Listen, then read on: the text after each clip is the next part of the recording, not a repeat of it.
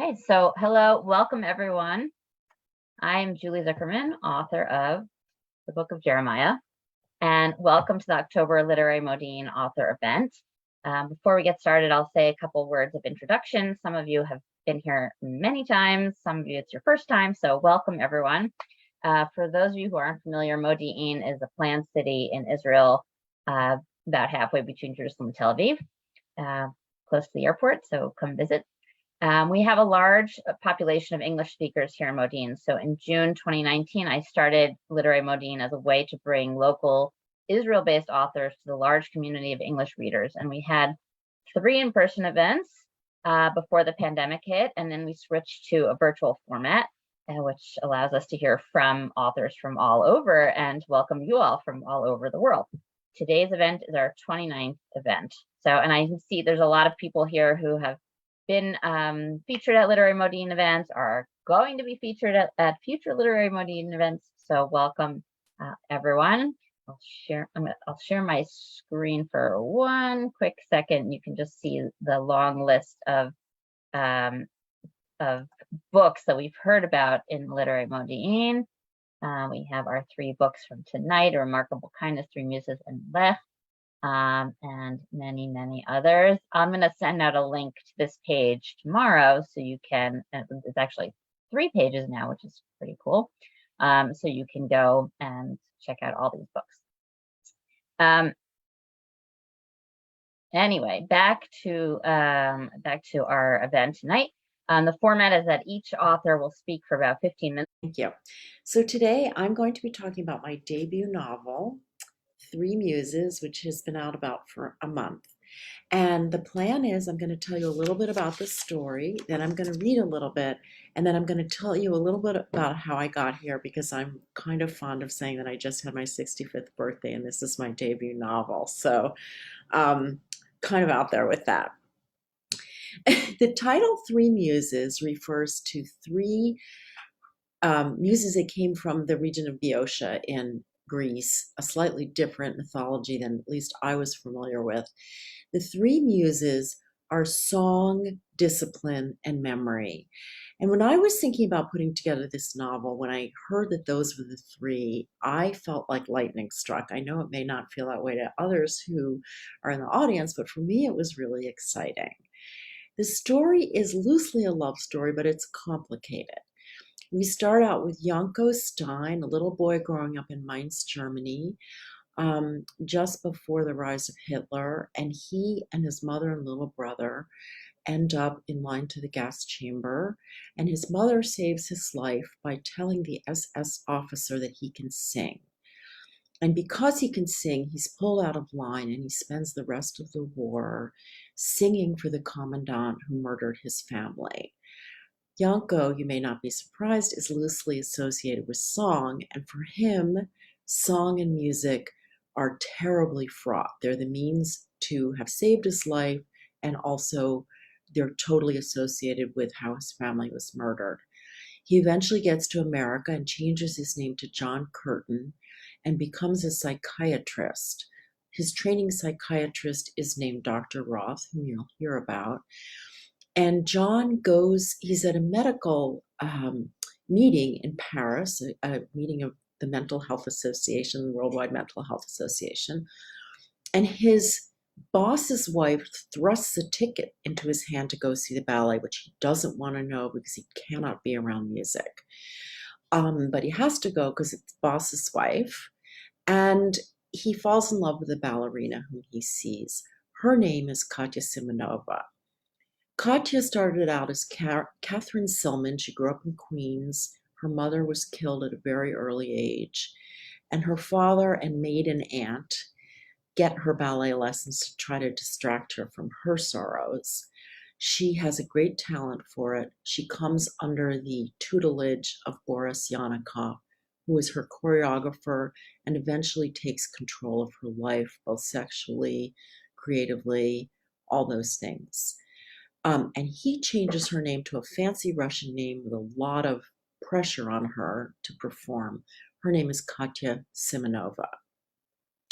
Katya is loosely associated with discipline. of the three muses. And the word discipline in the Greek tradition also includes preparation for prayer. So it has a spiritual element as well as what we think of as discipline. The third muse is memory, and memory is the strongest. Both of these characters have very terrible memories, and memory is also kind of on a meta level the source of the Jewish tradition. We go forward with our collective memory. We don't build cathedrals. And our collective memory is incredibly important. And memory is also the wellspring for many, many writers. So I'm going to read from the beginning of the book and it's the same scene, but it's going to be told from two different perspectives. The first is John, who used to be called Yanko, when he sits down in the opera theater and gets ready to see the ballet. So I'm going to start with that. The music began, slow, plangent tones, paced to the speed of a man's forward tread. The chorus entered deep and serious and sad, as if their voices had taken the measure of John's memory. The curtain lifted on a snow-covered mountain against an aqua sea, a scene to conjure myth. Dancers in blue and green leapt in unison, legs like arrows, arms overhead. They fell into lines, fracturing like kaleidoscope patterns or forms in opposing mirrors. Overcome by jet lag, John dozed off. He was in his family's Mainz living room. Now it was named Mozart's Requiem. Not only the people and the place, but this too had been stolen. John didn't need to stay. Dr. and Mrs. Leventhal would understand. Searching for the quickest exit, John struggled to call up something, anything to stanch his anguish. What value were his sessions with his training psychiatrist? Dr. Roth was useless. None of the patrons around John budged. He would be imprisoned here until the end of the act. Making another effort, he took a deep breath to marshal his defenses. And then a lone ballerina sheathed in white floated toward center stage. The audience greeted her with shouts of brava. She was the muse of discipline. She cut through the whirling dancers with precision and exactitude. John had never seen anyone so exquisite. She was a reverie, an evocation of grace. Each fluttering arm motion dissipated her pain. Her dancing ordered the music, rendered it alluring. He strained left as she exited, as if by craning his neck, he could follow her. She spun in duo with the muse of song, summoning peace and beauty. Together the two made harmony. Their playfulness lightened John's mood. He glowed like a man feeling desire for the first time. So what we've just heard is John sitting down and seeing the beginning of Three Muses, the ballet, which is a cornerstone of the book.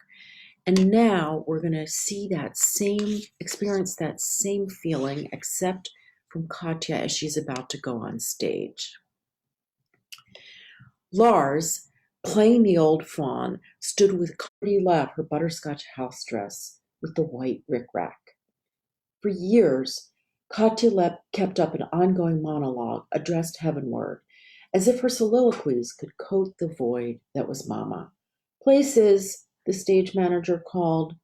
Katya made a last adjustment to the ribbon on her right point shoe and felt the house, feverish with anticipation. Act 1 began. Katya leapt on stage, parting the dancers as if her luminous heat would grill them alive. To dance was to live, to till motion, to impart the joy that welled up every time she took to the stage, her body the vehicle for her art. The lights were blinding. As the music intensified, she skimmed the energy from the audience to breach another dimension. Transcending reason, she danced through raw emotion and spun toward a new center. She had an eerie sense that someone out there had understood her, that she had spoken directly and been heard, that her endless labor had been worth it. The blisters, the pain, the exhaustion, the interminable practice. To dance the muse of discipline, to feel what she felt. So that is the two sections reading from Three Muses. And I wanted to spend the last time that I have with you talking about how I got here. Everyone has their own complicated story. I have mine. I did study ballet as a child and I fell in love with it. And my mother put me into a professional school in Philadelphia where I grew up called the Pennsylvania Ballet, the School of the Pennsylvania Ballet. And I absolutely loved it. I loved the feeling of that full body workout. I most of all, loved watching the professional company rehearse. But I had no talent, and they made that very clear to me. So, about age 12 or 13, they threw me out, which was, in my view, an epic failure. It was hard to take, but it was also accurate. Um, I then went on to study music very seriously. I played the viola, majored in music, but ultimately ended up in a career that I thought should be more word focused. I went to law school. In my home growing up, words were in the water supply. My mother was a professional copy editor. My dad was a lawyer who was also a spectacular writer. And words were sort of the family currency. So being a lawyer and doing the kind of writing that you do in law was very familiar to me. Um, Ultimately, ended up in a job in social justice and ran a charitable foundation for over 2 decades that gave money away to advocacy in housing and homelessness, criminal justice reform, and racial justice. In 1999, my mother died quite precipitously, and somehow this feeling that I had had all my life that I was going to write broke the floodgates open. I had always wanted to write. I had kept a journal and a diary and done snail mail and collected vocabulary words. And fiction just started read in the mainstream. And I had loved that work, and it's a very important part of my writing identity. I started Three Muses in 2010, and it took a long time, but I did get an agent for it, I think around 2016. She spent 2 years doing serious revisions, which made the book a much better book. But after she tried selling it to the big publishers and they didn't take it, she lost interest. So, with her permission, I took it back and I started submitting it to contests. And started coming in sort of runner up, and I thought, well, maybe there is something to this book. And then I really had lightning struck. I submitted it to the Regal House Publishing Prize, which is called the Petrichor Prize for Finely Crafted Fiction, and I won, which was a total miracle. And that prize came with publication and a small stipend. So here I am after 20 years very seriously trying to get a novel out in the world with a novel out in the world. And it's been a complete thrill. And I look forward to talking with all of you. Thanks again to Julie for inviting me. And I can't wait to hear the other authors and for our discussion. Thank you. Yeah, unmute myself so I can clap. Excellent, Martha. That's great. That was great. I'm going to introduce our next author. I'm sure everybody has a lot of questions for Martha. Thank you for reading both of those sections. Okay. Okay. Our next author is Sara Lippmann, and this is her second time here at Literary Modiin. So welcome back, Sara. Sara is the author of the novel Lech and the story collection Stahl Palace, which was re-released by 713 Books and Jerks from Mason Jar Press. Her work has been honored by the New York Foundation for the Arts and has appeared in the Millions, the Washington Post, Best Small Fictions, Epiphany, Split Lip, and elsewhere. She teaches with Jericho writers and lives with her family in Brooklyn. So, Sara, I'm going to spotlight you and thank you, Julie. Get away. That was a lovely introduction. And thank you, Martha, for kicking things off. That was wonderful. I loved hearing about your book, and what you read is fascinating. I just can't wait to read it. So congratulations. And we forgot to say that we were talking for a few minutes before, and it turns out that Martha and Sara went to the same high school and are from the same hometown. So small world, as we always say. The world gets very small. Yeah, so my debut novel, Lech, just came out on Tuesday. It revolves around the potential sale of a large swath of property owned by two separate people in upstate New York. But really, it's a deeply human story about flawed people crashing into disparate worlds. The title speaks to some of its layers. The book confronts the predatory side of human nature while also embracing the biblical concept of Lech Lecha, meaning how to go forth in life, as it tracks the struggles of five people trying to free themselves from some of the things they carry. I consider myself primarily a short story writer, but when the initial seed got stuck in my tooth, so to speak, which basically amounted to a voyeuristic tale of some older guy who rents out his house to a young family, then doesn't leave the premises. It didn't feel like this story would fit into any of the containers I was used to using, which is flash or short story form, which terrified me. So I did the only logical thing, which is absolutely nothing for a really long time. But eventually I started writing. I started by following one voice, which grew into two, which later grew into four. Once I figured out I was telling a story not only about people, but also about place, namely Sullivan County, New York, it felt necessary to offer certain inhabitants front seats to the narration. I needed locals, tourists, transplants, and so a polyvocal approach was born. People often ask me why this place as opposed to all other places. The answer is that the setting is a microcosm, thematic plucking, and also offered an acute window into how we became a Trump country. The book took a lot of years. And during that time, I was spending summers in the Pocono Mountains. So geography lesson for the Israelis, the Poconos are a different set of hills than the Catskills across the Delaware River on the Pennsylvania side. I was teaching creative writing at a Jewish summer camp, Camp Ramah in the Poconos. That's actually where Julie's husband and I grew up going to as kids. So a lot of the local flavor, as well as the cultural tension and some of the anti-Semitic sentiment stem from observations about Wayne County, PA, which I'd made over many years, both as a child and as an adult. On my days off, however, I'd go into Sullivan County, once the fertile crescent of Jewish comedy, hopping with immigrants, fleeing the city with hopes of evading a polio outbreak. I drive through the towns of Neversink, of Kiamisha, White Lake, Liberty, searching for the vestiges of a lost era, which, you know, it was immortalized by Dirty Dancing, even though the film was not, the movie was not filmed there. And I was fascinated, you might even say voyeuristically obsessed with the new life that's emerged and all that had been left in its wake. As an ironic aside, the summer the book went on submission, which was during the pandemic of 2020, when all the camps were closed, I wound up living in an old Borscht Belt bungalow colony, not in Sullivan County, but farther south and closer to New York City, right near the Satmar-heavy town of Kiryas Yoel in Orange County, New York, which felt further serendipitous and fortuitous. There are 5 perspectives in this novel. We have old Ira Letcher, the landlord, Letcher, lover, etc.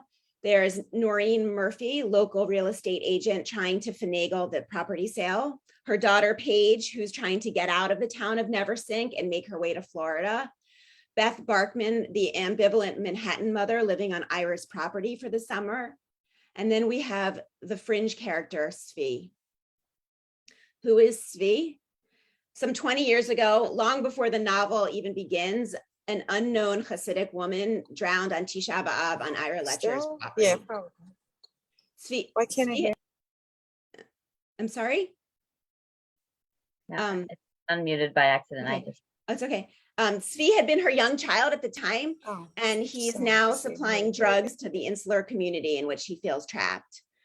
I was resistant to writing his point of view, but when I finally did, it came in short bursts like Lamentations. I often don't read from him because I'm never sure about the audience, but I feel like Circle of Trust, Leap of Faith. I'm going to read a couple of sections from Tzvi. So they're kind of in flash. They're kind of in flash form. So I'll bump around and I don't know, read 3 or 4 of them depending on time.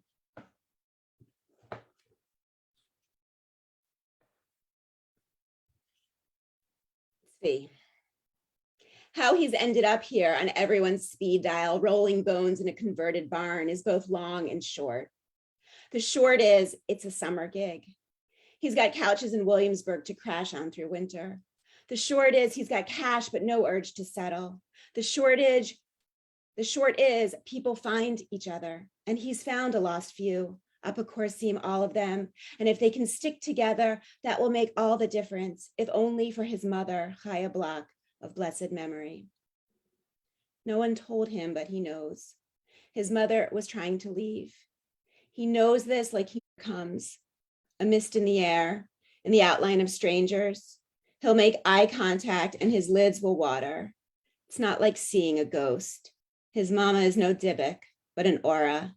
He does not need to be high to feel it, to feel her. Makes no sense, but then what does?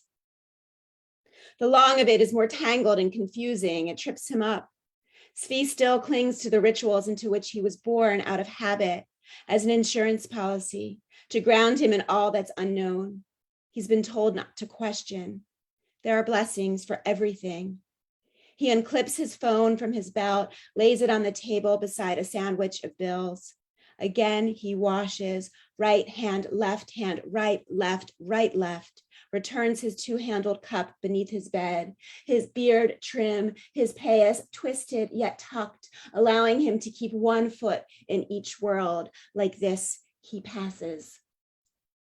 Trouble has always followed. Maybe it began when his mother's immodest body was found, when his tata found a new bride, when his siblings arrived, when they all squeezed into one room, when they shared 3 to a bed.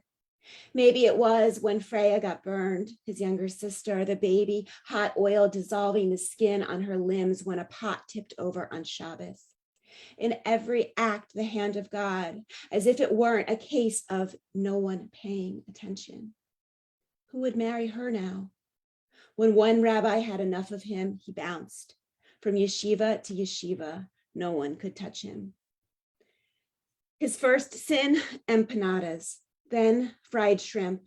Svi removes his kippah for treif, but the rest of the time he keeps his head covering on, even beneath a baseball hat, even when dealing, which is nothing more than a business transaction. He is servicing a need, better him than a shegitz. Despite his crisis of faith, despite what happened to his mother, the Satmar community remains his connection to her.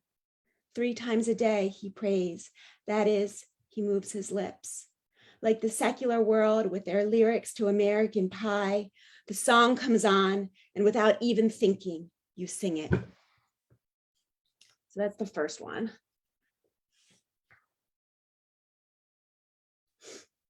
Wednesday night is men's night at the Bolarama. The place is alive, chewy with heat, funk ripe as a basement minion. There is no mechitza, no for separate lanes. He scans the room for a certain energy, a side glance. On Wednesday, no women are allowed. When he came of age, he endured the usual meetings, but from the start, it was a reluctant effort to arrange a shidduch. Svi was no scholar. There were marks against him. He was thrown the old maids, the cross-eyed or lame, the ignominiously divorced. He sat at one kosher cafe or another, ordered the requisite sodas, spoke little to his matches. It's not that he was actively thinking of men, of the debasement of mind and confusion of body, the contradiction between what he'd been taught and what he'd learned, how he felt with himself in the dark. What he was thinking was anywhere but here. Across the sticky table, beneath the harsh fluorescence, he sat. His shoulders hung. Sometimes a waiter wedged a matchbook beneath an uneven leg. There was one candidate with an elbow clipped to her side like a broken wing, with burn grafts just like his sister. She barely met his eyes. What a thing to be groomed for a life of housewifery. He wanted to reach out, squeeze her raw pink hand, whisper as no one had whispered to his mother, go, run, live. As he moves through the crowd, white shirts brush against him so wet with sweat, he can see their four-cornered undergarments. on every man an obligation. He fingers a ball he has no intention of bowling. That girl with the new skin growing over her dead skin, he married her. His union did not last long. Halacha is clear. There are grounds in which a wife may ask for a get, for which a divorce is warranted. If a husband is derelict in fulfilling basic marital needs, if he commits adultery with another woman, with another man, and an abomination, if he is lecherous, if he is responsible, if he causes her a bad name, if she feels repulsed, if he abuses, if he forces himself upon her during her monthly bleed, if he has an intolerable stench, if conditions are deemed unbearable, if she does not get pregnant, if he is sterile, if he is impotent, if he is a deviant, a mored, and does not wish to lie with her, if he no longer wishes to lie. I have one more, but I think maybe I'll stop there. Up to you. You have like 3 more minutes. You could talk more about the book, or you could read. Oh, you know another- what? I'll just stop there. I'll just Okay. leave it there. Thanks so much. All right. Thank you, Sarah. That was great. That was great. I'm sure I have to ask you to unmute. And I want to rename you also, because I didn't realize that you were Forrest. Hold That's on. my kid's nickname for me, Forrest. Okay. Can I rename you so it's clear? Sure. Who you are. Okay. All right. Take it away. Hello, everyone. I'm Diana. Very happy to be here. Julie, I want to thank you so much for organizing the event. And I'm honored to be here with Sarah and Martha. I really look forward to hearing and reading more of your writing. And it's a pleasure to be here. What I would like to do is talk a little bit about how I got to where I live now, and the Tahara ritual, the ritual I do in the Chevra Kadisha, and then open up to questions. I'm not going to read from my work. I want to talk a little bit more, and I'm going to self-time, just so that, 1 second. Sorry. Okay. When I was growing up, my parents were first generation Americans, and they gave me great pride in being Jewish. Einstein was Jewish, Freud was Jewish, all the really talented people on the Ed Sullivan Show, and now I'm dating myself, were Jewish. And they also gave me a great pride in Israel. And I came to Israel, where I'm talking from now, when I was 15, and made a vow that I wanted to come back and live here. I just thought it was, if we waited thousands of years to have a homeland, I wanted to be part of it, and very happy I moved here. I also like what David Hare, the playwright, said, that more things, it's mostly DIY, do it yourself. And most areas have their own burial society, or Chevra Kadisha, which I have figuratively translated it as a burial circle, because I feel like it closes the circle of life. And the women were getting older in our community, and somebody asked me if I would like to participate in the tahara, the purification. And the very first time I went, I was really nervous. But when I left the burial house afterwards, I was struck by how fully alive I was. The sky looked bluer, the trees looked greener, and I really felt that, as opposed to what I thought I would feel, sort of very creeped out by death, and it was an affirmation of life. And my second reaction was, wow, I've never read anything about women in a burial circle, in a Chevra Kadisha. So those two thoughts struck me, and that was in about 2000. It was in the late 90s, and I started writing a novel, and with 4 women characters. I'll tell you a little bit about them in a minute, but it happened that I finished it in 2005, and it was fictionalized war in Israel, which isn't hard to fictionalize. But then the war did break out in 2006, and my oldest son was a paratrooper and wounded, and I put it down. I couldn't write it anymore. Continued with my writing in different publications, and then decided to look at it again in 2014 and redid it. At first, I had 4 women telling their point of view was from first person. And I decided that it didn't really work. The voices weren't distinct enough. So every I had to change to she, every my I changed to her. Finally, I redid it, and then a literary agent sold it to HarperCollins, and it was published in 2015. So, and I wanted to tell you a little bit about the four women, and the story is that it's marked by times in the burial house and times doing the Chevra Kadisha. There's Aviva, who was from New York, and she came to Israel because she was working for the Mossad. And at the start of the novel, she's mourning the death of her husband and son. And then there's Lauren, who was a midwife in Boston. And the only reason she moved to Israel is because she got pregnant with her Israeli boyfriend. And she's a midwife. And I love the idea that she is there for the bookends of life, for both for birth and for death.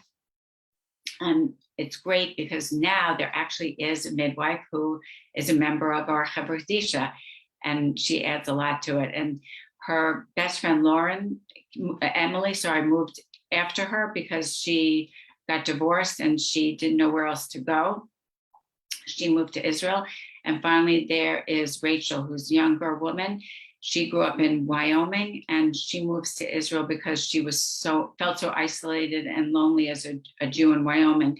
And I'd met Jews living in far off places for my first book, so I was aware of that sense of isolation and loneliness and longing for a community. And the book tells the intimate stories of their lives and the bonds between them as friends, and also how they can find positive, find a way to use ancient Jewish rituals to add meaning and spirituality to their lives. And it's really about living life, and how in Israel, one thing that I've really learned is to look for the humor in situations, because humor is what has helped us survive as Jews, and I feel it's really important. One time I was getting my hair cut in the nearby town of Nahariya, and the sirens went off. And I asked my hair cutter, "Oh no, what do I do? You're in the middle of cutting my hair." And he said, "Well, if you're going to die, at least die beautiful." So he finished cutting my hair, and then I rode home on my moped. So I incorporate a lot of humor in the book. I also used to work at National Lampoon. I'm dating myself again. Now I wanted to talk to you a little bit about the Tahara ritual, because people always are curious about that. And I wanted to share one specific time when it was the anniversary of the liberation of Auschwitz, and we did a Tahara for our neighbor, Susie Rosenberg. And because it's a very small village, we know everyone, and we knew how tormented and traumatized she was. And at first, when we gather in the burial house, we say some prayers, and then we wash her from the right side of the body, from the head to the toe, and then the left side, because according to Kabbalah, the right side is the side of mercy and the left side is the side of judgment. And we're taught that mercy is supposed to come first. And then we brush her hair. It's the very last time her hair will be brushed, and we want to make her as lovely as possible. And then we dress her in linen shrouds, and we do the pants first. They're like footy pajamas, and then the jacket, and there's no pockets or zippers, of course not, because what could she take on her journey? And everything that was denied her is no longer necessary. And before that, before we put on the face shroud, which is always the hardest part, somebody sprinkles a dirt on her eyes, because we go from dust to dust. And the men bury the men in our village, and the women bury the women. And we don't pass anything over a person's body because it's still her space. And then we gathered around Susie one last time and said the traditional prayers, and people shared their memories. And one of the women said to me, "Well, I guess Susie was finally liberated from Auschwitz." It was a very moving moment. And I tried in my book to capture also this moment of the final moments of a woman's life and death. And what I would like to leave you all with, if you're writing a book, and I say, well, I try to think about it not as I want to write a book. I'll say, I want to write, let's say, 1,000 pages today, or I want to write for half hour, because just doing something very small, I slowly built up a whole book just by little pages. And I know for me, writing is practice. And even if I don't sell or publish another book again, I write because I just love it. I feel the most comfortable with the fountain pen in my hand from when I learned Mrs. Smith handwriting. And the message I wanted to convey is just not to give up, because miracles can happen and we can't give up before the miracle. And with that, I pass back to Julie. Thank you. Diana, thank you so much. That was great. Really super interesting. I'm going to now bring everybody, all of our authors, onto the spotlight. Hold on. And Martha, and I guess I'll add myself as well, so it looks symmetrical here. Okay, so let me see if anybody put questions so far into the chat. Let me see. Yes, 3 incredible stories from 3 amazing women. That is correct. Thank you, other Diana. There was a question, Diana, who were you quoting about more happens in a day in Israel than a year in Sweden? Was it David Hare, the playwright. David Hare. So Ruth answered it, so thank you, Ruth Schreiber. Okay. Let's see. Did anybody else? Oh, I'm sorry, I forgot to show my book. Oh, yeah. Remarkable kindness. Okay. All right. Well, I will ask a few questions while you're all thinking of your questions to ask. Okay. I guess this is it's for all 3 of you, because you all have different perspectives in your book, right? Sarah, you said you have 5. Diana, you have 4. And Martha, you have 2. So how did you go about writing those different? Did you write like all of one character's story at once and then break it up, or was it were you writing kind of as as it ends up appearing in the final copy? I know there's first lots and tons of revision that goes into any final copy, but how did you deal with the multiple character thing? Can you start? Sure.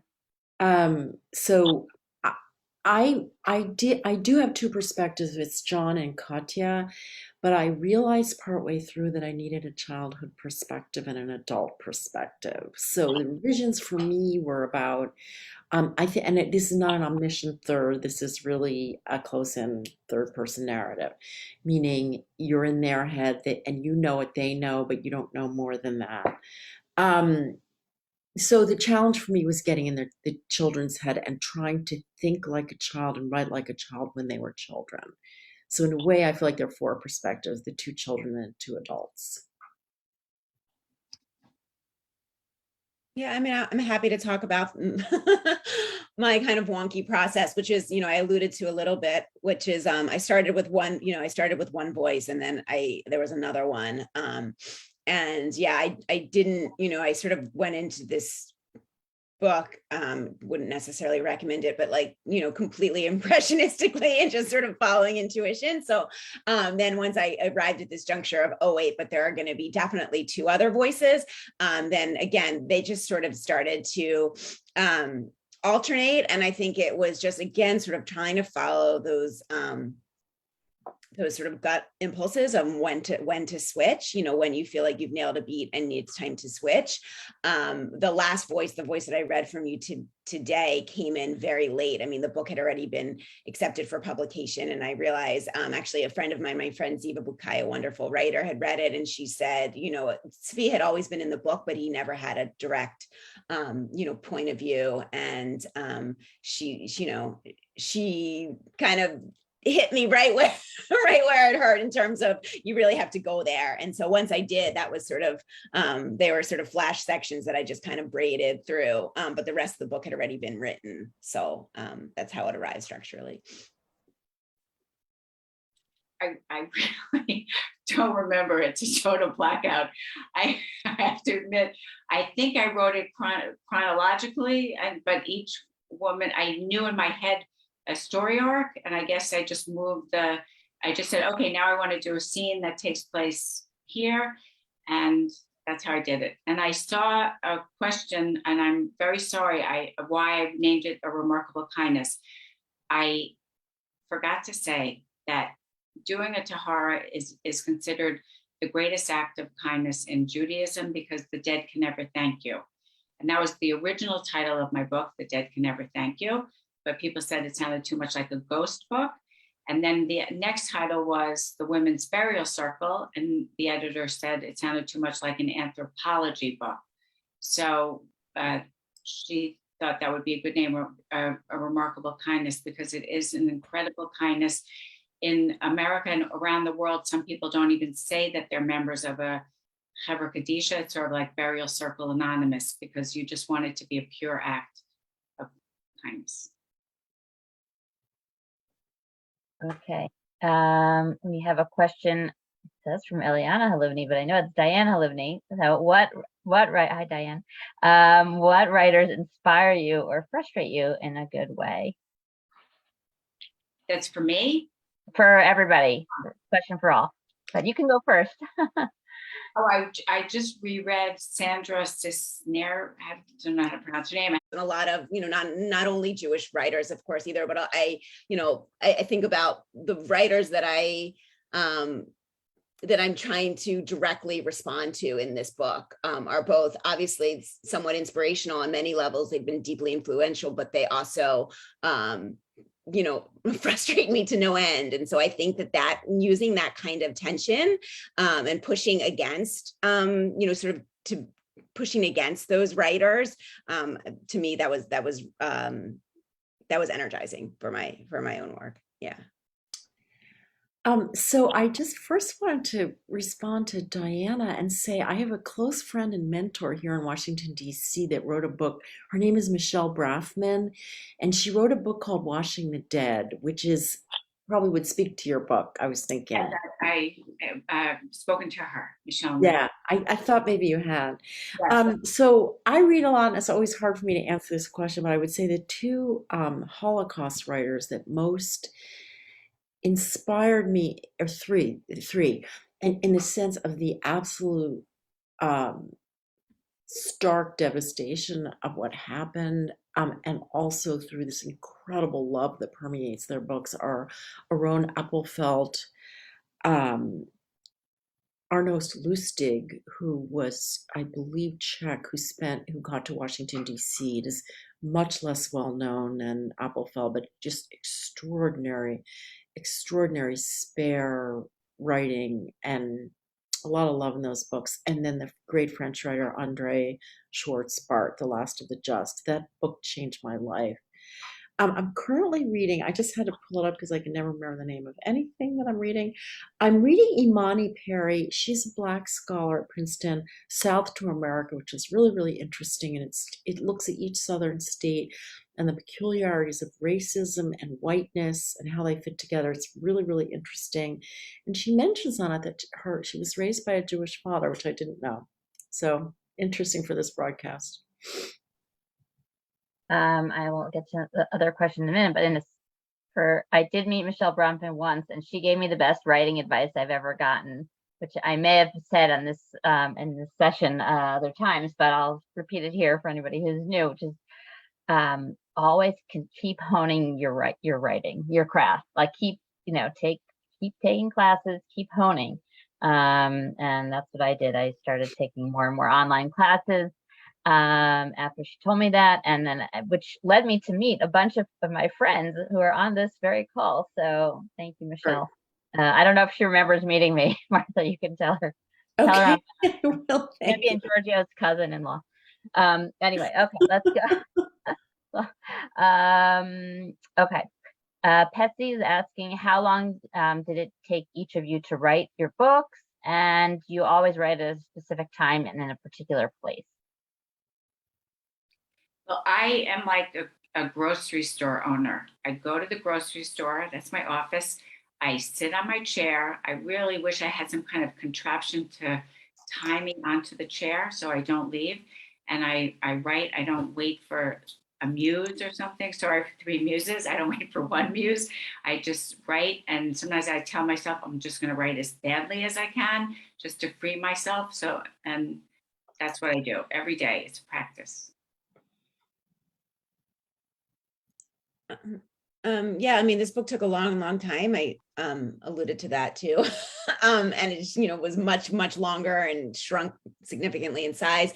In terms of the hour, I do find that I need to generate well before the critical mind wakes up. So when I'm in the throes of writing forward, meaning like revision, I can do revision pretty much at any time, but writing forward fresh material, it has to be sort of crack of dawn. Yeah, before all that. Yeah. I would say with Sarah, I'm definitely a morning person. Everything has been kind of messed up because of my launch. I'm traveling a lot, and all my stuff is in chaos. Basically, it's good chaos. But I had a full-time job while I was writing Three Muses, so that made it really difficult to write. So I started in 2010. Did a lot on the weekends and early mornings. And that still is my preference to do early mornings. And I hope to get back to that. I'll echo that. I'm not a morning person, but I've had to become a morning person as a writer. And I'll just say that also, I remember when my book came out, probably the 6 months before and the 6 months after, I was like, total lunatic nutcase, and I don't think I wrote anything new around then, other than some like contributed essays, or content like for blogs. Wait, but Lisa had a kind of a follow-up question about writing. Diana mentions writing smaller amounts to get something down. Can Sarah and Martha talk about the nuts and bolts of how they write or wrote their novels? Write every day, certain word count per day, more organic, and more is welcome on this topic from Diana too. Well, it's kind of like if I decide to clean my room, I don't say I want to clean the whole room. I say I'll just clean one corner, or I'll clean for one song, or I'll clean for 10 minutes. So that's how when I write a novel or a book, I look at it as I'm just going to, if I keep it in manageable segments, then I do better. That's my way of life. Yeah, I mean, I wonder if that's partly why I arrived at sort of this polyvocal approach, because I talked about the fact that I do see myself as a short story writer. So the idea of just doing like a sustained narrative was very intimidating and overwhelming. My girlfriend Karen, who's been on this, I think she's here today, and she's an amazing writer and songwriter and performer, but she read it and she told me at one point that my novel suffered from quote unquote storyitis, because I had trouble with sort of that continual building of plot. And so yeah, I mean, I guess to answer Lisa's question, writing every day has never been part of my practice just because of the sort of chaos of my life, but I tend to draft longhand on legal pads. I find that's where, the most energy lies, especially on that first draft. And then, just through, I think legal pads, to me, that's like where the emotional honesty of your work really lies. There's something that magical that happens with the pen to the paper. I don't know if it's like we trick ourselves to get out of our own way or something more, for me at least, because I have those voices of despair that can get so loud. It's a way to kind of get out of my own way. So it wasn't, I guess it was only organic in the sense that I'm not really an outliner, although I think that's only true for the first draft, because in subsequent drafts, once you have a sense of what you've done, you take, you assess what you've done, and then you have to make some, more deliberate decisions moving forward in terms of what you're going to harness and where. So I always answer this question by saying everything I learned about writing, I learned from my viola teacher when I was in high school, who was an extraordinary violist, but also an extraordinary pedagogue. And he really taught me the value of incremental learning and incremental practicing and work. So first of all, I think you just have to put your tush in the chair. I'm not one of these people that thinks you need to wait around for inspiration, because I don't really believe in inspiration particularly. I think that writing begets writing. But my primary mantra is write what you can. Primarily because we are all very skilled at thinking what we can't do. We're really good at that. We're experts at that. So what I try to do is write what I can. And when I get stuck with a novel, it's pretty easy. You can move to another part of the manuscript. Also, that's one reason I really enjoy my reviewing life, because if I'm really stuck in fiction, then I can go work on a book review. And I do feel that writing is writing no matter what venue or medium it's going to go into. So I, like the other two speakers here, definitely believe in you can't think about the whole novel. You got to think about the next sentence. If you have the next sentence, you can get something done. Yeah.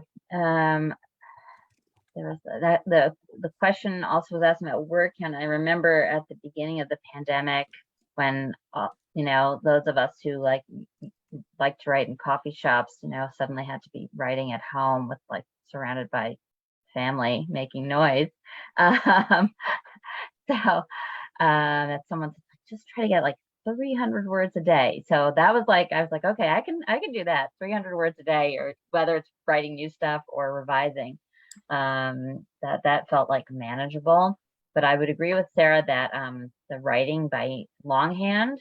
I also have a novel draft in the drawer that I wrote all longhand. And yeah, if I had tried to do it on the computer, I would have just revised the first paragraph 1,000 times and never gotten anywhere. But somehow the act of writing by longhand, I don't know if it's ever going to go anywhere, because it's still it's back in the drawer, but whatever.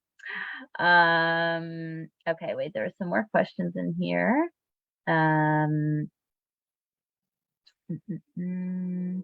Could I speak to Abigail's question? Do any of you worry that your style is influenced by what you are currently reading? Do you mind if I say something about that? Go ahead. Thank you.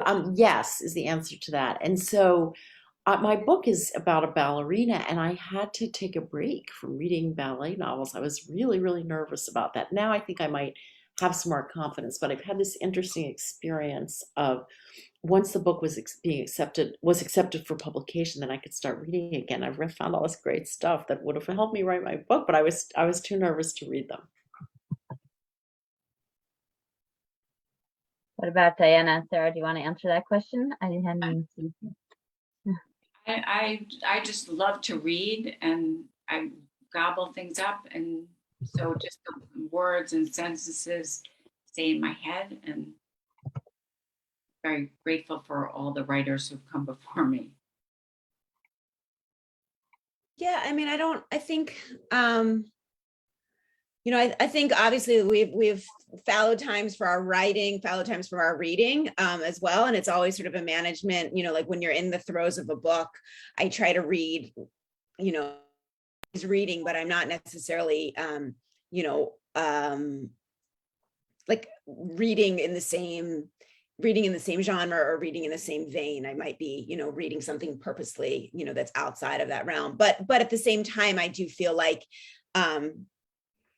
we read we read voraciously all the time, but we read voraciously, especially as, young people, when we're, trying out our voice and finding our voice and all of that. And I think that that's, part of sort of the wonderful sea that we're a part of. And so, but once we have our voice, for me, it's that, then I'm not worried about reading other material, because it's not in my voice. And I know that I remember actually that there was, I don't know, this is sort of tangential, but I remember reading my book, and there was a novel that came out called The Hotel Never Sank.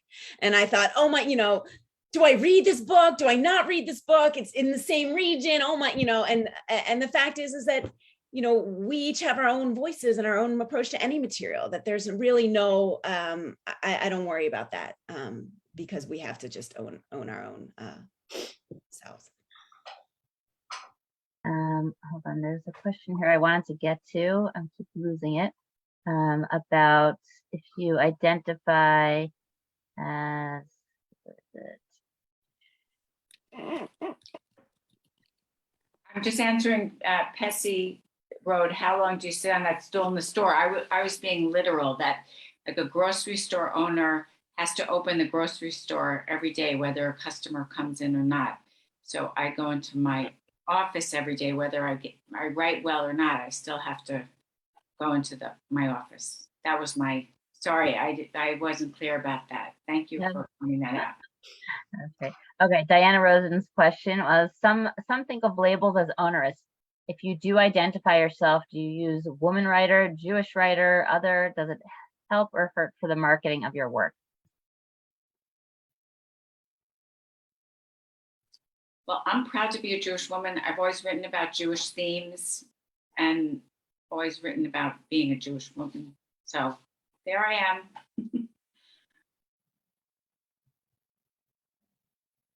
Yeah, I mean, I'm happy to talk about this too. I consider this the most sort of directly Jewish book that I've written. I think I have a very definitive Jewish sensibility that, comes through whatever I'm writing, just in how I sort of approach time in the world. I think that's, and so, yes, I think my to answer Diana's question, and hi Diana, I'm so happy you're here, Diana. The idea of categorization, I think it becomes problematic or pigeonholing when it's ascribed from the outside as a way to sort of limit or marginalize. And it's like, certainly I am, clearly identify as both a Jewish writer and a woman, but I also feel like categories are, we contain multitudes, so that they, I am and so that's the way I like to think about identity in general. I love that. I mean, obviously, I'm proud to identify as a Jewish woman too. I usually call myself a writer, and I have one novel that's on submission now, and a second novel that is in process that are not about Jewish themes.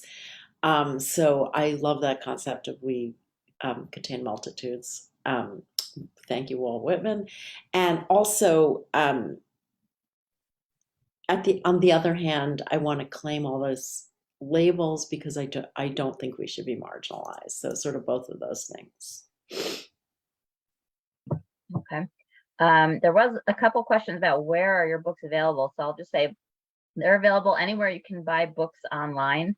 For the Israelis on the call, I mean, you can get them on Amazon delivered here, or over $50 and under $75. You probably know that whole thing. Or of course there's Book Depository. And for those of you not in Israel, wherever you can buy books online, and are your books available in any physical bookstores? Sarah, Martha, Diana, anybody? I hope so. My understanding is Julie, I'll give you the ISBN number when you send this out, but the distributor that I'm with a small publisher, but they use a distributor that's worldwide, so they should be able to be available anywhere. I have a recording. The book has been recorded. It's available on Audible, Spotify, all of those platforms, and the ebook is also available. I mean, everything's available on Amazon, but they should be available anywhere.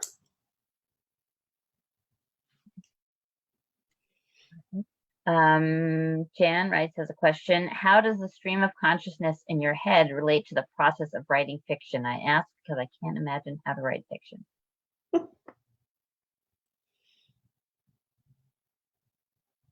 Anyone want to take that? Sure. I would say to Janet that for me, that's the stuff that really interests me, is sort of the inner life of characters, and the idiosyncrasies and the movement of our inner life, and the way that that to me is actually far more interesting often than sort of the machinations of our outer life, because they often run contrary to one another. What we think and we feel and what we do. And so yeah, I think that's I think you're really onto. You say that you can't imagine writing fiction, but you're already drilling right into the psychological psychological components of characters, which I think is really sort of the driver, at least for me. I love that question because it made me think that I actually do use that technique. Don't really think about it. I write at a computer as opposed to a legal pad, even though everybody in the world, including Sarah, I totally admire you, say it's better to use pen and paper. I can't read my own handwriting, so that's one problem. But I do use stream of consciousness. Sometimes I just sit when I'm feeling stuck. I just close my hands and just like write whatever comes out. And I find that it can be very useful for unsticking you actually.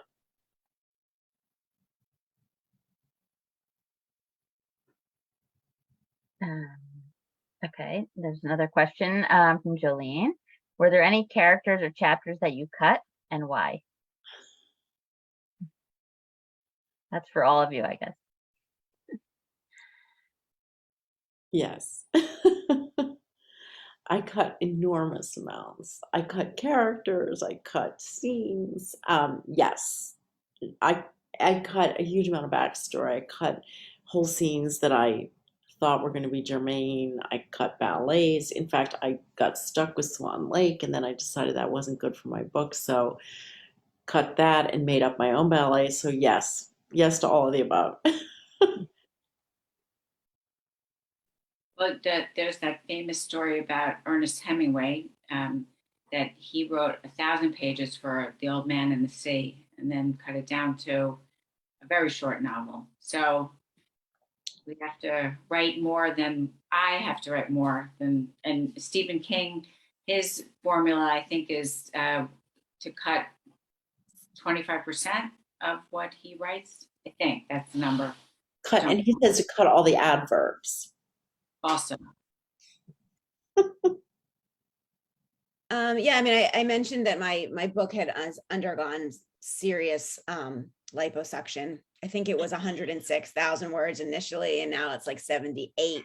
But I don't know that I lost any characters, but they probably were compressed. And I think, for me, at least, again, when we talk about process and, my sort of tendency to vomit first. But I do think that all of that character work, even when it's painful and you have to cut back on backstory or cut back entire characters or ballets or what have you, that you might feel somewhat beholden to because the sentences are tight and clean and what have you. I think ultimately, that material, even when it's on the cutting room floor, and this is maybe what Diana was talking about with Hemingway, it's even when it lands on the cutting room floor, it's still in the book because somehow that material has, seeped into the sensibility of the book, the sensibility of the characters and so forth. And so it's just a matter of saying, oh, wait, we actually don't need that. And we can trust the reader that the reader is somehow already getting and absorbing the tidbits of that. And so, yes, it can be a somewhat excruciating exercise. But I just want to share again, because there's so many writers in here today, like there's a wonderful analogy by Peter Ho Davies, who has this book called The Art of Revision in the Grey Wolf series that I highly recommend. And he compares sort of this process in revision of like managing the overwriting versus underwriting, the where to compress, where to expand. And he makes this analogy, compares it to sort of the human breath, of inhalation and exhalation, all in service to sort of helping the beating heart of your book and like locate that beating heart of your book. And I think somehow, for me at least, to put the process of revision and like cutting and all these choices that you have to make that can be somewhat painful, to put them in those terms of sort of in service to the heart of your story feels somehow a little bit less excruciating, a little bit more generous. I'm going to have to get that book. Yeah, it's a great book. Great book. There's one last question that we didn't ask yet, but which I'll ask in a minute. But before we go, we already have the November and the December events planned. So hang on here. Here they are, and I think some people are on the call here. So in November, Sunday, November 20th, we'll be hearing from Alina Adams, My Mother's Secret.